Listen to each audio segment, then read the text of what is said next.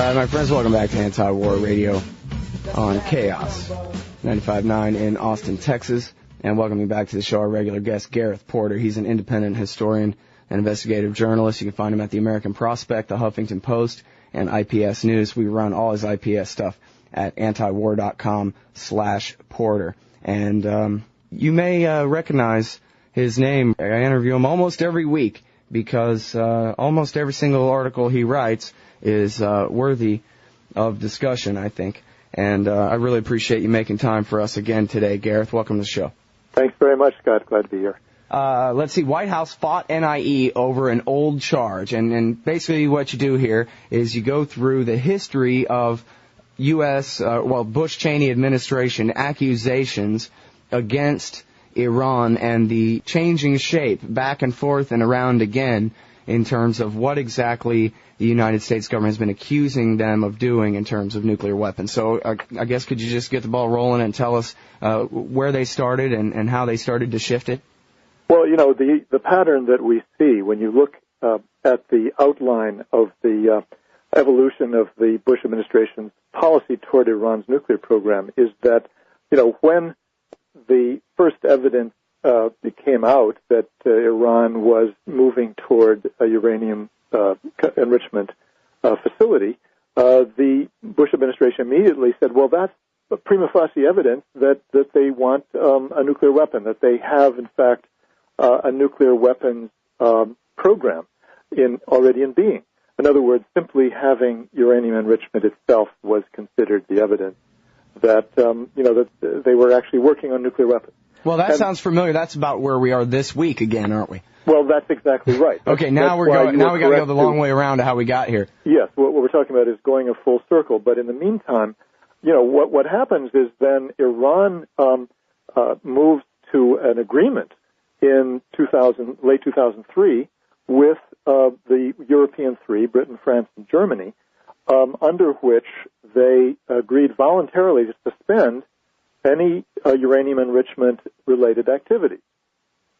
When that happened, the Bush administration was sort of caught out, and they had to come up with a new basis for accusing Iran of seeking nuclear weapons. And so what happened was that was the origin of the notion of a secret nuclear weapons program, which was going on behind the scenes, of course, covertly, which, of course, was an effort to fill the vacuum left by this inconvenient Iranian policy of suspending its enrichment activities. So that's when John Bolton begins to come forward, and he appears to be a key factor in this, coming up with the idea of a secret Iranian nuclear weapons program.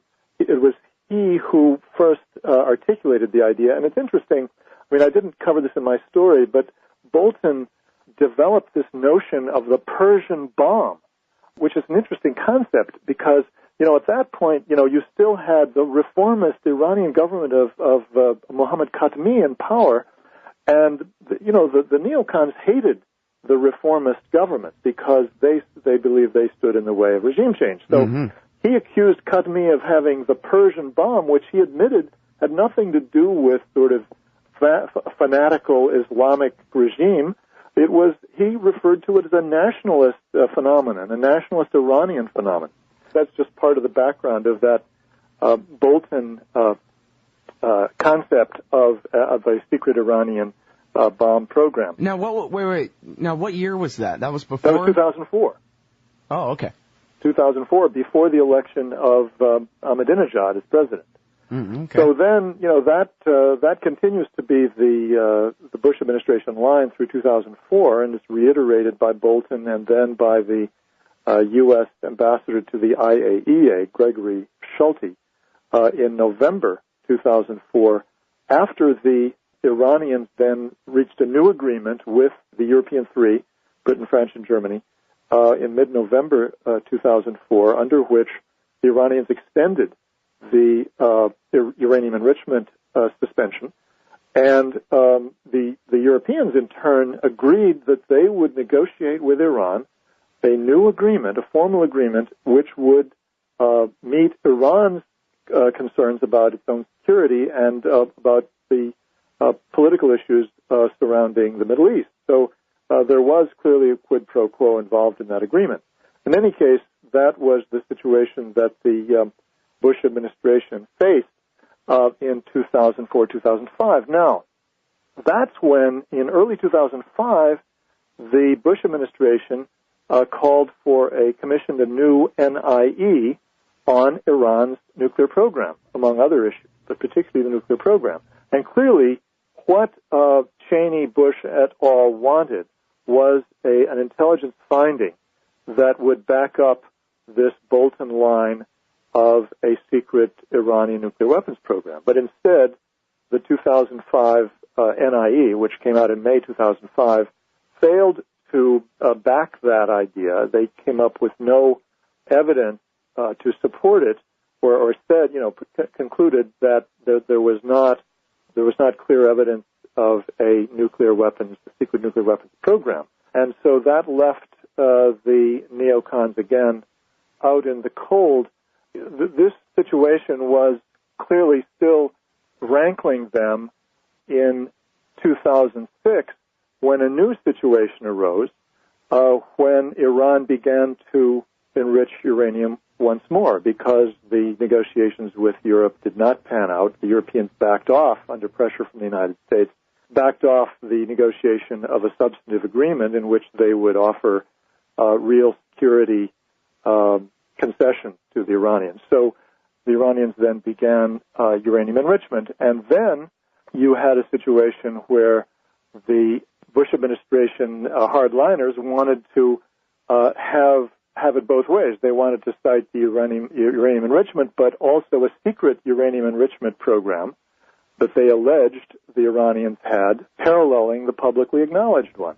And the purpose of that, then, was to be able to argue that the Iranians could not be allowed to have even very, very limited uranium enrichment, very carefully limited to, far below weapons-grade uranium fuel, nuclear fuel, because that would then allow them to feed the expertise they got from the above-ground publicly acknowledged uranium enrichment program. They could feed that into the secret uranium enrichment program, which supposedly would be much farther along and would be using P2 centrifuges, which are more efficient than the P1, very primitive P1 centrifuges that they were using in the Natanz facility. So, again, all of these arguments had a very clear-cut political purpose for the Bush administration to push the political line that they were then involved in carrying out against Iran. The issue that they, again, had in mind, they wanted to push forward their argument in the NIE that began in 2006, and we now tend to forget that it was, in fact, not in 2007, but in 2006 that work on that NIE began. Mm-hmm. So, that's really the historical background to the huge fight that took place in 2006 and 2007 over the question of a secret nuclear weapons program. And again, we now know that the CIA, very early in the process, came to the conclusion that there was not evidence of a secret nuclear weapons program, and in fact, they came to the conclusion that the evidence did not support that, and that was then opposed by Cheney. Cheney did not want that CIA conclusion to go into the NIE, and he deliberately delayed it, demanding that there be full consensus on the judgment about the secret nuclear weapons program. And that then brings us into 2007 and the discovery of this new evidence that turned things around and allowed the intelligence community to come together and agree, all 16 agencies agreeing on the new conclusion that Iran no longer had a nuclear weapons-related program. And now, when Seymour Hersh wrote The Next Act in November of 2006, he quoted, well, that was, I guess, the second story to talk about the fact that there was a new NIE. Philip Giraldi, I believe, first wrote about it in the American Conservative magazine. And then Seymour Hersh followed up with The Next Act. In there, he said that not only could the CIA find no evidence of a nuclear weapons program in November 2006, but that also he talked to sources inside the Israeli Mossad and that they actually had no evidence either.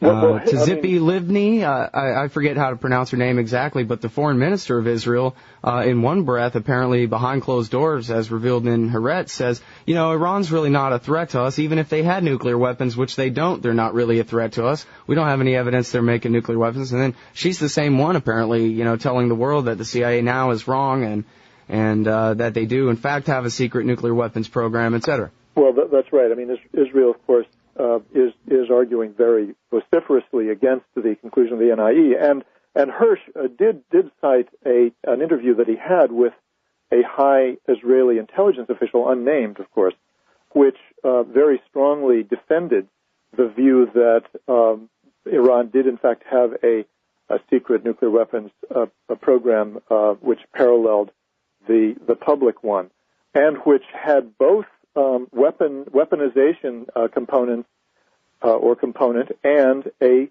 secret uranium enrichment program. So that was definitely the Israeli intelligence position, and there's no doubt that the hardliners in the Bush administration were working very closely with the Israeli intelligence people to promote that idea right through 2006 and into 2007. Larissa Alexandrovna from Raw Story at her blog atlargely.com today is saying that the terrorist group, the Mujahideen al-Khalq, and their group, the National Council for Resistance in Iran, that they're due to have a press conference today where they're supposedly going to reveal some new evidence of a secret program. What do you think? Should we listen to the MEK, Gareth? Well, they have a record of overwhelmingly, wrong claims about the Iranian nuclear program. Really, the only one in which they were even close to being right was the first one in August 2002 when they identified the Natanz facility. There are two problems with that, of course. One is that the facility was really not intended to be secret. The Iranians, were under no obligation to report, I should say, to IAEA the existence of that facility until they introduced the actual nuclear material into the facility, and that was not until later. But the second thing is that it's clear now that it was not the MEK that actually made the discovery. They got the information from another intelligence service, not the United States. A recent book about the Iranian nuclear program called the Nuclear Sphinx of Tehran reveals that it was, in fact, the Mossad, the Israeli intelligence agency, which actually had made the discovery and which used the MEK to release the information to the public. Yeah, that's what Scott Ritter says in his book Target Iran as well. Right. That basically the NCRI is a front for Mossad, or at least in that case. They definitely have been used by Mossad to put out information that they wanted to release to the public. Yeah, and I'm sorry for harping on this because it's sort of beside the point, but I think it's interesting that the Mujahideen al-Khalq is the conduit for this information when this group is, a cross between the Heaven's Gate cult and the Fourth International or something. Saddam Hussein's old terrorists now working for us. I mean, what are we doing here? Well, this is a very interesting point, which I think deserves more coverage, and undoubtedly there will be more coverage in the future of this question. The MEK obviously has been used by the Bush administration as a source for its information on both the nuclear program and other matters relating to Iran and Iraq. On the other hand, I doubt very much if people in the intelligence community take the MEK seriously. In fact, we know that the intelligence analysts regard the MEK as complete fabricators and as completely unreliable. So it's the same thing that you had in Iraq, the split between the neoconservatives who, like to use the information from their clients and then stovepipe that information apart from the intelligence community on one hand, and the intelligence community rejecting that kind of information in their own analyses on the other. Mm-hmm. All right, I think the bottom line here, Gareth, what people want to know is just how much of a blow to Cheney's policy has this NIE been? I think we're agreed that the Iranian nuclear program, weapons-related or otherwise, has always simply been a pretext for some wild dream of regime change, and I'm not certain that the policy has changed. George Bush certainly has indicated that everything's just as it was before, and it's time to seek more sanctions and continue on this path to war. What do you think? Well, I think it's not just Bush, but I think even Gates and Rice are on board in trying to carry on as though nothing has happened. This is a terrible embarrassment for them, not just Bush, but for everybody in the administration, because they are in an exposed position, pushing a line which makes no sense, and they know it. But they're not going to back off publicly now and admit that.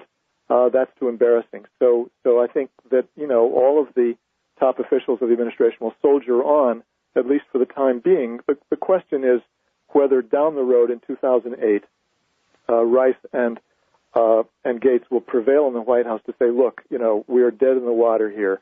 We're going to have to make a final adjustment in our policy and change our position on negotiations with Iran so that we can try to get something started. I think there's no doubt that they will try to do that. Whether Bush will agree is another question. I have my doubts about that, but it's possible that you could see a final adjustment towards real negotiations with Iran. I have to believe that the Iranians would be not interested in that, but I, again, could be wrong about that. I mean, what do you mean? They've been seeking peace agreements with us all this time. Well, they have, but I think they now believe that they would do better with waiting for a democratic administration, which appears to be in the offing. I mean, of course, they could still change their mind at the last minute if the signals change about American politics. But one has to believe the Iranians are going to look very carefully at what their best chance would be, whether it's to negotiate with a dead, dying administration, which they don't trust, have no reason to trust, or a new administration coming in which is more likely to deal seriously with. Very interesting stuff. Everybody read what Gareth writes. It's antiwar.com/Porter. Thanks very much for your time, sir. Thanks for having me, Scott, as always.